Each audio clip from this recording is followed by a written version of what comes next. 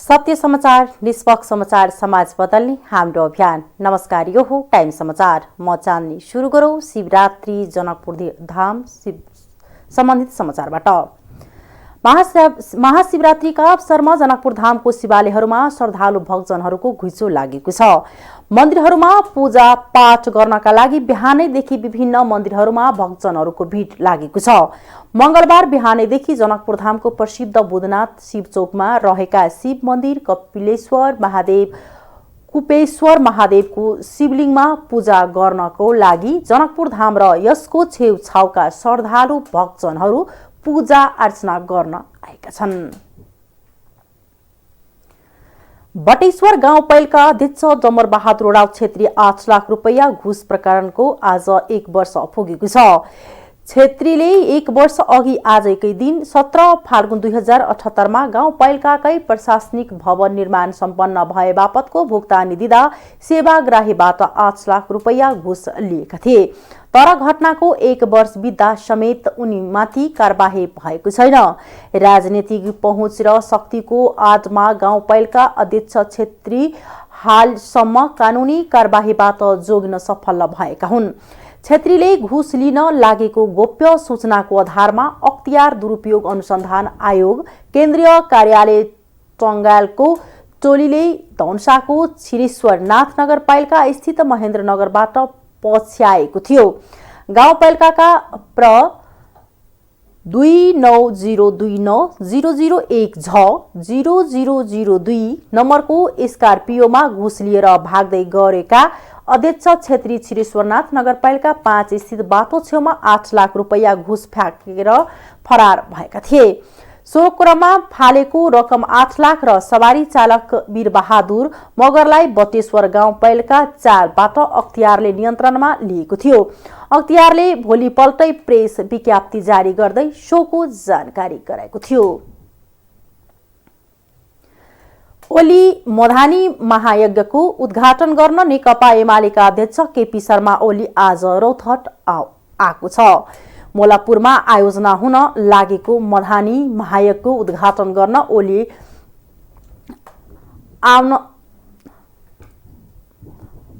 ओली आएको हुन्। मोलापुर 5 पतौरा स्थित पुरातत्विक महादेव मन्दिरमा महाशिवरात्रिको अवसरमा नगरपालिकाको आयोजनामा महायज्ञ हुन लागेको हो। सो उद्घाटनको लागि मौलापुरकी मेयर रीना कुमारी शाहले ओलीलाई प्रमुख अतिथिको रूपमा निमन्त्रणा गरेकी थिइन्। महायज्ञमा नायक राजेश हमाल लगायत कलाकारको प्रस्तुति रहने आयोजकले जनाएको छ।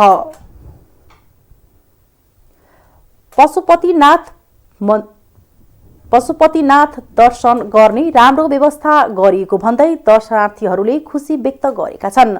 महाशिवरात्रिको अवसरमा आज मंगलबार बिहानै पशुपतिनाथ दर्शन गर्न पुगेका दर्शनार्थीहरूले सहज र आनन्द हुने गरी दर्शन गर्ने व्यवस्था गरेको भन्दै खुलेर प्रशंसा गरेका हुन्। काठमाडौँको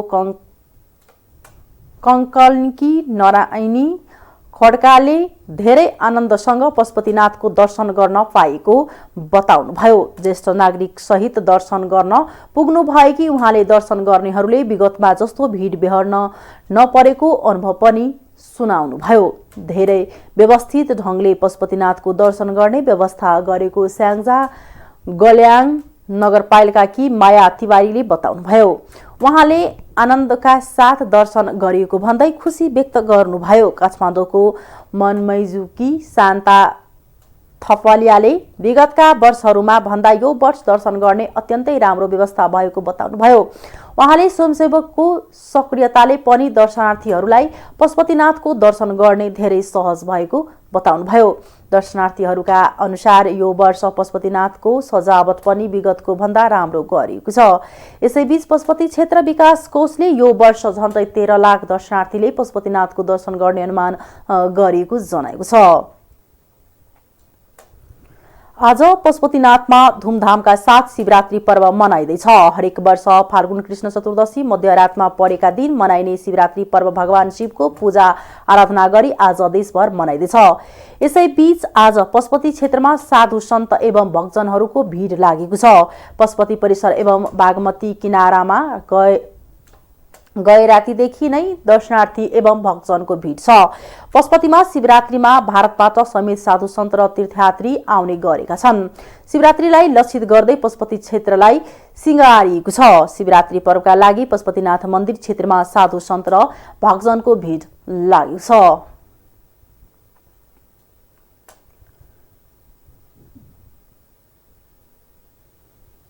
नेपाली सेनाले आज देशभर विविध कार्यक्रम गरी सेना दिवस मनाउँदैछ। राष्ट्रपति विद्यादेवी भण्डारी शिवरात्रि तथा सेना दिवसका अवसरमा सैनिक मञ्च टुडेखेलमा आयोजना हुने विशेष समारोहमा प्रमुख अतिथिका रूपमा सहभागी हुनुहुनेछ। नेपाली सेनाले 2 दशक अघिदेखि शिवरात्रिको दिनलाई सेना दिवसका रूपमा मनाउँदै आएको छ। दिवसका अवसरमा सैनिक मञ्चमा परेड तथा थोप बढाई कवच लगायत विविध सांस्कृतिक कार्यक्रम सञ्चालन हुनेछन्। यस पटक बेलायती सेनाको गोर्खा ब्रिगेडबाट समेत ब्यान्ड डिस्प्ले सहित गीत सङ्गीतको धुन प्रस्तुत हुनेछ।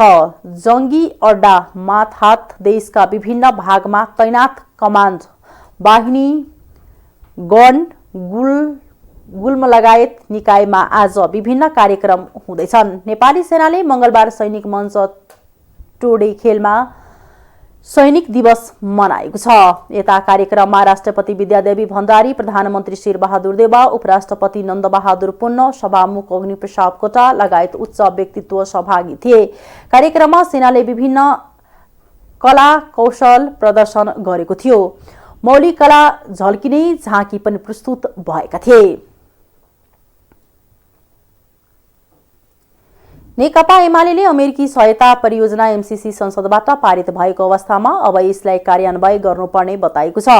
आज मंगलबार पत्रकार सम्मेलन गरेर एमाले संसदबाट पास भइसकेको अवस्थामा अब एमसीसीलाई देश हित हुने गरी कार्यान्वयन गर्नुपर्ने बताएको हो। अध्यक्ष केपी शर्मा ओलीले निकाल्नु भएको विज्ञप्तिमा भनिएको छ, एमसीसी सम्बन्धी परियोजना संसदबाट अनुमोदन भइसकेको छ। अब राष्ट्रको हित प्रतिकूल नहुने गरी यसको कार्यान्वयन हुनुपर्छ। पारित भइसकेको परियोजनाका बारेमा राष्ट्रको जनतालाई थप विभाजित गर्नु हानिकारक छ। नेकपा एमाले अमेरिकी सहायता परियोजना एमसीसी को बारेमा नेकपा एमालेलाई संसदमा छलफल गर्ने मौका नै नदिएको आरोप पनि लगाएको छ। राष्ट्रिय महत्वको एमसीसी जस्ता विषयमा संसदमा एमालेलाई पाखा लगाएर सत्ता गठबन्धनले आफ्नो स्वार्थ मात्रै हेरेको एमालेको आरोप छ। नेपाल कम्युनिस्ट पार्टी एकीकृत समाजवादीका अध्यक्ष माधव कुमार नेपालले एमसीसी सम्झौता व्याख्यात्मक घोषणा सहित अनुमोदन हुनु आफूहरूको सफलता रहेको बताउनु भएको छ। एमसीसी सम्झौता बारेमा पार्टीको धारणा सार्वजनिक गर्न आज मंगलबार काठमाडौँमा गरेको पत्रकार सम्मेलनमा उहाँले यस्तो बताउनु भएको हो।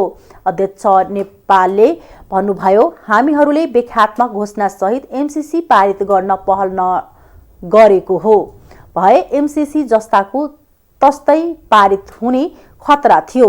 हामीहरूकै पहलका कारण एमसीसी जस्ताको त्यस्तै पारित नभएको हो। व्याख्यात्मक घोषणा आफ्नो पार्टीले लिएको अडानको सफलता भएको भन्दै उहाँले अब एमसीसीबाट सम्भावित खतरा टळेको पनि बताउनुभयो। खाने तेलको मूल्य फेरि बढ्न थालेको छ। रुस युक्रेन बीच भएको युद्धलाई देखाएर बजारमा खाने तेलको भाव बढ्न थालेको हो। व्यापारीले खाने तेलमा प्रति लिटर 10 देखि 20 रुपैयाँसम्म धेरै मूल्य लिन थालेको उपभोक्ताको गुनासो छ। वाणिज्य आपूर्ति तथा उपभोक्ता संरक्षण विभागले उपभोक्ताको गुनासो आएको र बजार अनुगमन थालेको जनाएको छ। मुख्य गरी सनफ्लावर तेलका लागि आवश्यक 90% भन्दा धेरै कच्चा पदार्थ युक्रेन र बाँकी रुस लगायतका देशबाट आपूर्ति हुने गरेको उद्योगीको भनाइ छ। तर कच्चा पदार्थ नेपाल भित्र 90 देखि 120 दिनसम्म लाग्ने भएकाले तत्काल भाव बढ्नु स्वाभाविक नभएको र यस बारेमा बजार अनुगमन थालेको विभागले जनाएको छ। विभागको बजार अनुगमन शाखाका निर्देशक हरि पंगेनीका अनुसार गएको माघदेखि नै बजारमा खाने तेलको भाव बढेको पाएको छ। त्यसमाथि रुस युक्रेन युद्ध सुरु भएपछि व्यापारीलाई भाव बढाउने बहाना भएको छ। तर तेल उत्पादनकर्ता उद्योगीले भाव नबढेको बताएका र पुरानो कच्चा पदार्थ तथा स्टक बजारमा रहेकाले भाव नबढेको निर्देशक पङ्गेनीले जानकारी दिनुभयो। व्यापारीले बढी मूल्य लिएको पाएमा प्रमाणसहित विभाग तथा मात हातका निकायमा जानकारी गराउन उहाँको आग्रह छ। आर्थिक समाचार।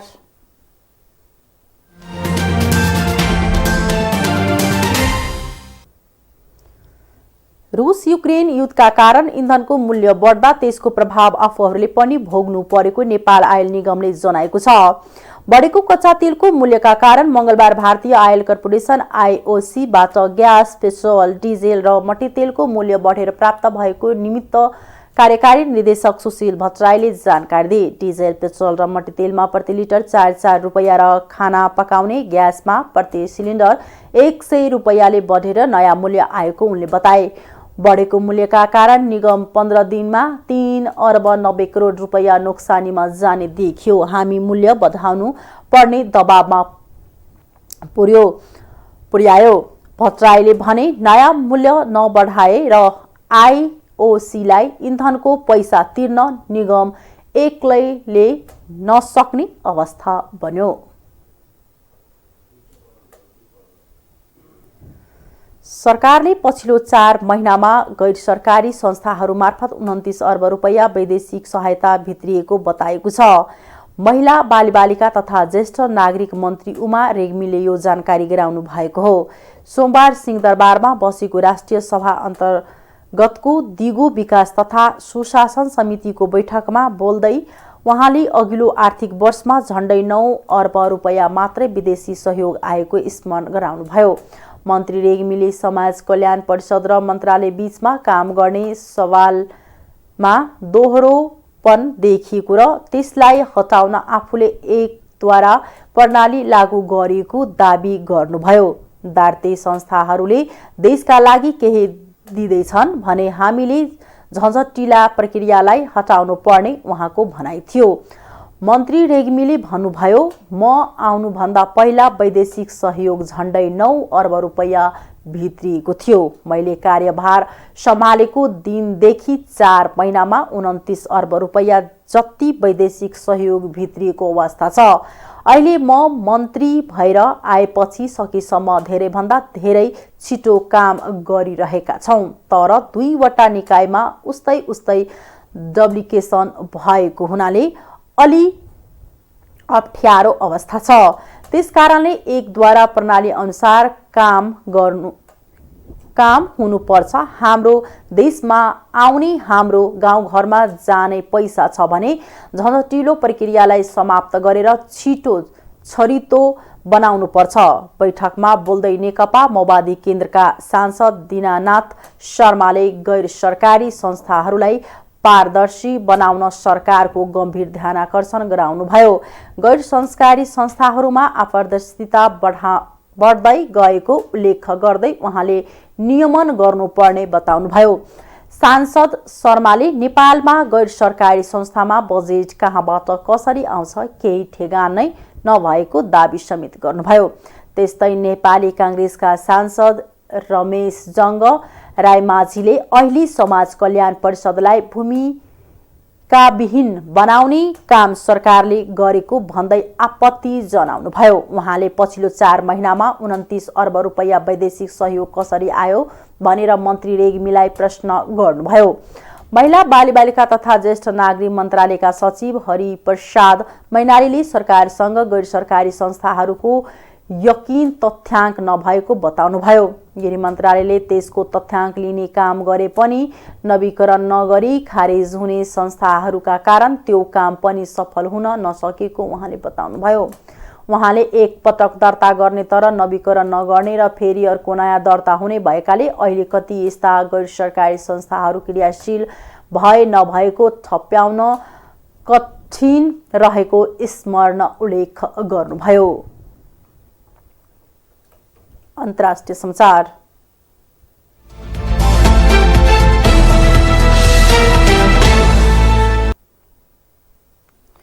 रूस र युक्रेन बीच भएको पहिलो चरणको वार्ता निष्कर्षविहीन भएको छ। दुई देशबीच द्वन्द्व अन्त्य गर्ने उद्देश्यले भएको पहिलो चरणको वार्ता कुनै सम्झौता बिना नै सकिएको अन्तर्राष्ट्रिय सञ्चार माध्यमले जनाएका छन्। रुसी प्रतिनिधिमण्डलको नेतृत्व गरेका भ्लादिमिर मेडिन्स्कीले युक्रेनी अधिकारीसँग झण्डै 5 घण्टा वार्ता भएको तर वार्तामा कुनै प्रगति हुन नसकेको बताएको अल जजिराले जनाएको छ। युक्रेनी राष्ट्रपति भोलोदिमिर जेलेन्स्कीका शीर्ष सल्लाहकार मिखाइलो पोडोल्याकले वार्ता सम्भावित युद्ध विराममा केन्द्रित भएको र दोस्रो चरणको वार्ता छिट्टै हुन सक्ने प्रतिक्रिया दिनुभएको छ। युक्रेनको सीमा नजिक बेलारुसमा भएको पहिलो चरणको वार्तामा युक्रेनले रुसले तत्काल युद्ध विरामको घोषणा गर्नुपर्ने र आफ्नो सेना फिर्ता गर्नुपर्ने शर्त राखेको थियो। युक्रेनको राष्ट्रपति भोलोदिमिर जेलेन्स्कीले यस अघि नै वार्ताले सकारात्मक नतिजा दिनेमा आफूलाई विश्वास नभएको बताउनु भएको थियो। रुसले युक्रेनमा आक्रमण गरेको आज 6औं दिन हो। 5औं दिन रुसी सेनाले युक्रेनको दोस्रो ठूलो सहर खार्किभको आवासीय क्षेत्रमा आक्रमण थालेपछि वार्ता सुरु भएको थियो। खार्किभको आवासीय क्षेत्रमा आक्रमणपछि कम्तीमा 11 जनाको ज्यान गएको युक्रेनको रक्षा मन्त्रालयले जनाएको छ।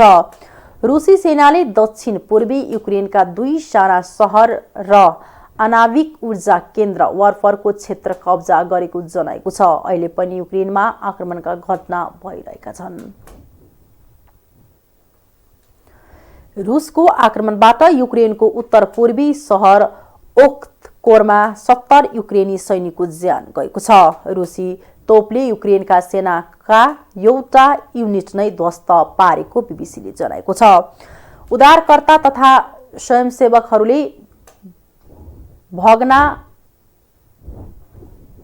भग्नावशेषबाट शव निकाल्ने प्रयास गरिरहेका छन्। ज्यान गुमाएका 70 सैनिकको अन्त्येष्टिका लागि चिहान बनाउने तयारी भइरहेको स्थानीय अधिकारीलाई उद्धृत गर्दै खबरमा उल्लेख गरिएको छ।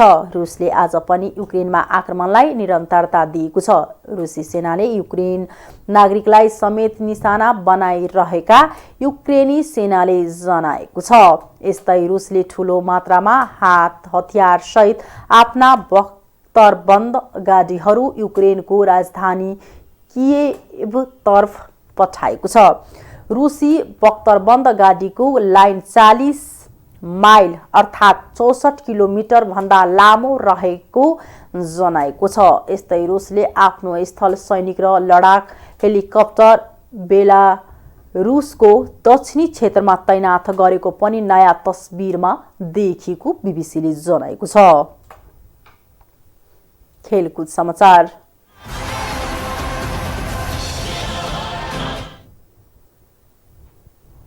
डिफेन्डिङ च्याम्पियन सशस्त्र प्रहरी बल एपीएफ क्लबले ललितपुर मेयर महिला टी20 क्रिकेट प्रतियोगिताको उपाधि जितेको छ।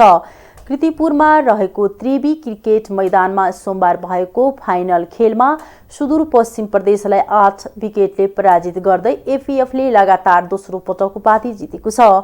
अग्लो संस्करणको खेलमा पनि एपीएफले सुदूरपश्चिम प्रदेशलाई 8 विकेटले नै पराजित गर्दै उपाधि जितेको छ। उपाधि सहित एपीएफले 2 लाख र उपविजेता सुदूरपश्चिमले 1 लाख रुपैयाँ प्राप्त गरेका छन्।